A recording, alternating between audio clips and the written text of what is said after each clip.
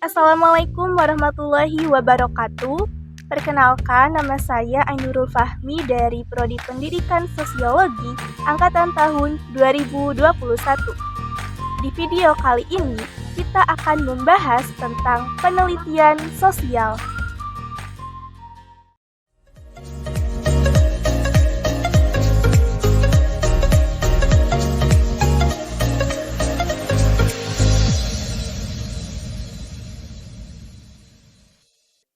Pertama, pengertian penelitian sosial. Penelitian sosial adalah sebuah penelitian yang dirancang untuk menambahkan suatu pengetahuan juga gejala sosial yang ada di masyarakat. Menurut Surjono Sukanto, penelitian sosiologi termasuk ke dalam penelitian ilmiah. Penelitian ilmiah adalah sebuah penelitian yang bertujuan untuk mempelajari satu atau beberapa gejala sosial yang ada di masyarakat dengan jalan analisis dan pemeriksaan terhadap fakta masalah yang disoroti dan kemudian diusahakan pemecahannya. Yang kedua, fungsi penelitian sosial. Nah, fungsi dari penelitian sosial ini ada 3. Yang pertama, fungsi verifikasi atau menguji kebenaran merupakan fungsi penelitian ilmiah untuk menguji kebenaran sebuah pengetahuan yang sudah ada. Yang kedua, fungsi eksploratif atau penjajakan merupakan fungsi penelitian ilmiah untuk menemukan sesuatu yang belum ada sebelumnya atau untuk mengisi kekosongan sebuah ilmu. Yang ketiga adalah fungsi development atau pengembangan. Fungsi penelitian ilmiah ini adalah fungsi untuk mengembangkan sebuah pengetahuan yang sudah ada sebelumnya. Nah, dilihat dari teknik pengumpulan data, penelitian ilmiah ini dapat dilakukan di perpustakaan, laboratorium, maupun lapangan. Yang ketiga, objek dari penelitian sosial. Nah, objek dari penelitian sosial sendiri adalah masyarakat, yang dilihat dari sudut pandang hubungan antar manusia di dalam masyarakat, yang mana merupakan proses yang timbul akibat interaksi antar manusia dengan manusia yang lain. Nah, penelitian sosial dapat dilakukan dengan metode historis, metode komparatif atau perbandingan, studi kasus, sosiometri, dan sebagainya. Adapun metode sosiometri adalah metode yang digunakan untuk menggambarkan dan menganalisis hubungan antar manusia di dalam masyarakat secara kuantitatif. Yang keempat, ada karakteristik penelitian. Karakteristik sebuah penelitian yaitu harus bersifat ilmiah, rasional, kebenarannya bersifat objektif, dan didukung oleh data yang valid. Nah, kemudian karakteristik selanjutnya yaitu merupakan proses yang terus berjalan secara terus-menerus atau berkesinambungan. Hal ini dikarenakan hasil dari penelitian tersebut akan selalu disempurnakan oleh penelitian-penelitian selanjutnya. Yang kelima, penalaran dalam penelitian. Penalaran dalam penelitian ada 2. Yang pertama, penalaran induktif.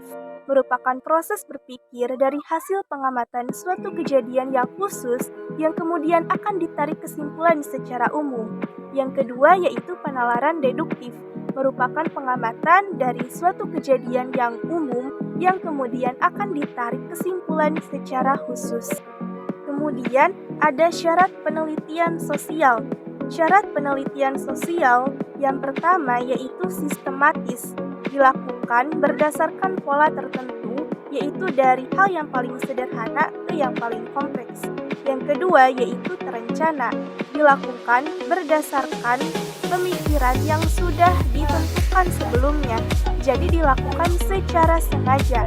Dan yang ketiga yaitu mengikuti proses ilmiah, dilakukan berdasarkan pola-pola tertentu atau teknik-teknik tertentu yang sudah ditentukan sebelumnya dan digunakan berdasarkan prinsip untuk memperoleh ilmu pengetahuan. Selanjutnya yaitu syarat ilmiah sebuah penelitian. Syarat ilmiah sebuah penelitian yang pertama empiris. Sebuah data yang empiris adalah data yang telah melalui proses observasi atau eksperimen yang dilakukan oleh peneliti. Sebuah data yang empiris adalah data yang harus didasarkan dengan fakta yang ada di lapangan serta fenomena yang sedang terjadi. Artinya, seorang peneliti harus benar-benar memperhatikan data tersebut sehingga tidak berlawanan dengan teori yang sudah ada. Nah, data yang empiris ini adalah data yang bisa dipertanggungjawabkan kebenarannya. Yang kedua yaitu logis. Logis di dalam penelitian adalah penalaran yang dilakukan secara jelas dan konsisten, yang didasarkan pada akal pikiran yang sehat dan ide-ide yang sehat. Sehingga penelitian yang logis itu adalah penelitian yang didasarkan pada presisi matematis dengan mengesampingkan emosi. Yang ketiga adalah replikatif. Replikatif ini berarti sebuah penelitian yang telah dilakukan harus diuji oleh peneliti lain dan harus memberikan hasil yang sama apabila dilakukan dengan metode, kriteria, dan cara kerja serta kondisi yang sama. Adapun kegunaan dari penelitian sosial yaitu untuk memperkuat ilmu pengetahuan serta membina dan mengembangkan ilmu pengetahuan. Selanjutnya yaitu jenis-jenis penelitian sosial. Jenis-jenis dari penelitian sosial ini jika dilihat dari penggunaannya ada penelitian dasar. Penelitian dasar ini yaitu untuk menemukan pengetahuan yang baru yang dikembangkan dari pengetahuan yang sudah ada sebelumnya. Nah, contohnya yaitu penelitian terhadap selebgram yang sedang berseteru yang kemudian nantinya akan muncul fenomena panjat sosial. Yang kedua yaitu penelitian terapan.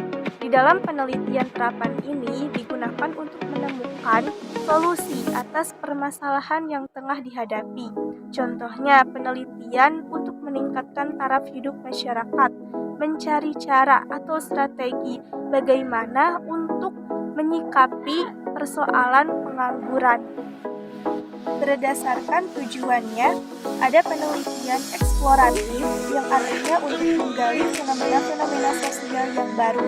Contohnya yaitu untuk menggali kerajaan-kerajaan Indonesia yang belum pernah diketahui sebelumnya oleh banyak orang. Nah, yang kedua ada penelitian deskriptif, yaitu penelitian yang menggambarkan fenomena sosial secara detail atau secara jelas. Contohnya yaitu untuk menggambarkan kebudayaan Indonesia secara detail.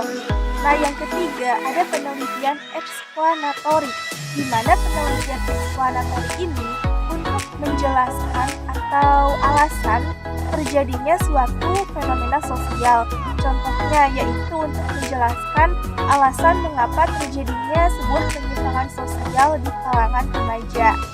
Nah, jika dilihat dari waktunya, ada jenis penelitian cross-sectional, yang artinya penelitian cross-sectional ini membutuhkan waktu yang singkat. Dan ada juga penelitian longitudinal, yang artinya penelitian ini membutuhkan waktu yang relatif lama. Selain itu, ada juga nih yang namanya studi kasus, di mana studi kasus ini untuk mengkaji sebuah kasus secara mendalam, di mana lebih spesifikasinya melibatkan pihak-pihak yang terlibat di dalam kasus tersebut. Nah, ada juga penelitian historis, yang artinya penelitian ini untuk menggambarkan fakta sosial yang terjadi di masa lalu. Jenisnya ada dua, ada komparatif yang artinya untuk membandingkan masa lalu dengan masa sekarang, dan ada juga biografi yang artinya untuk menceritakan atau menggambarkan sejarah hidup seseorang.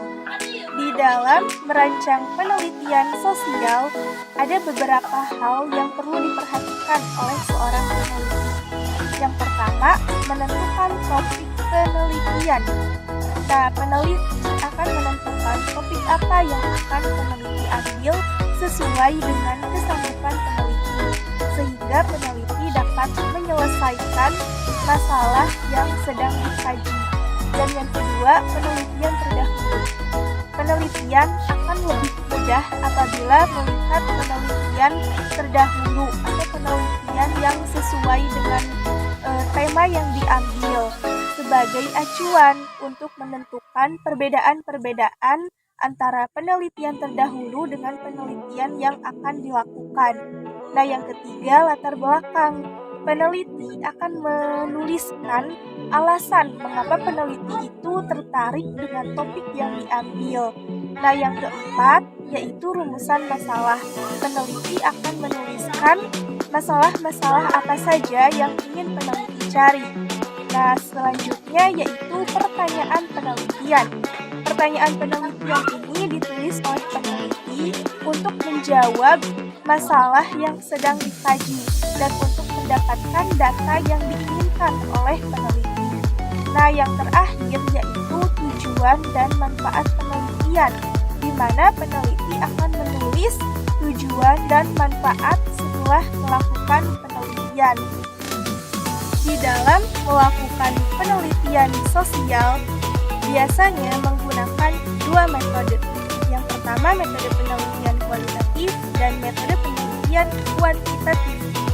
Metode penelitian kualitatif adalah metode yang di dalam cara kerjanya lebih mengutamakan penjabaran data secara verbal. Ciri-ciri dari metode penelitian kualitatif ini adalah subjeknya terbatas, datanya bersifat deskriptif dan alamiah. Nah, sehingga keterbatasan dari metode penelitian kualitatif ini yaitu adanya subjektivitas yang tinggi, kemudian waktunya yang cukup lama, dan adanya perubahan terhadap perilaku informan dan tidak adanya prosedur yang standar. Nah, yang kedua, metode penelitian kuantitatif. Metode penelitian kuantitatif ini adalah metode yang di dalam cara kerjanya lebih mengutamakan dan menggambarkan data berupa angka-angka. Nah, ciri-cirinya yaitu datanya berupa angka, adanya intervensi terhadap subjek penelitian, dan subjeknya yang banyak. Nah, keterbatasan dari penelitian kuantitatif ini adalah waktunya yang cukup lama karena prosesnya ada terletak pada perencanaan yang membutuhkan waktu yang cukup lama. Kemudian sulitnya dalam memperdalam data yang diperoleh.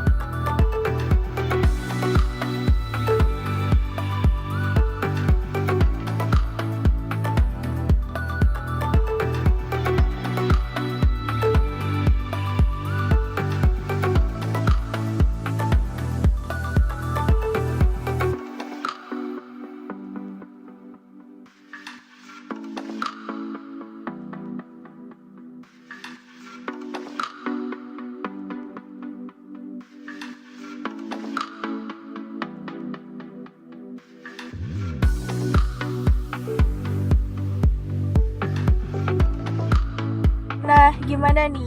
Setelah mempelajari tentang penelitian sosial, teman-teman diharapkan untuk lebih memahami tentang penelitian sosial, tentang bagaimana itu penelitian sosial, seperti apa jenis-jenisnya, metodenya, dan sebagainya.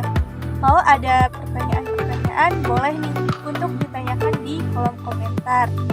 Sekian pembelajaran kita hari ini, dan mohon maaf apabila ada kekurangan dan kesalahan. Wassalamualaikum warahmatullahi wabarakatuh.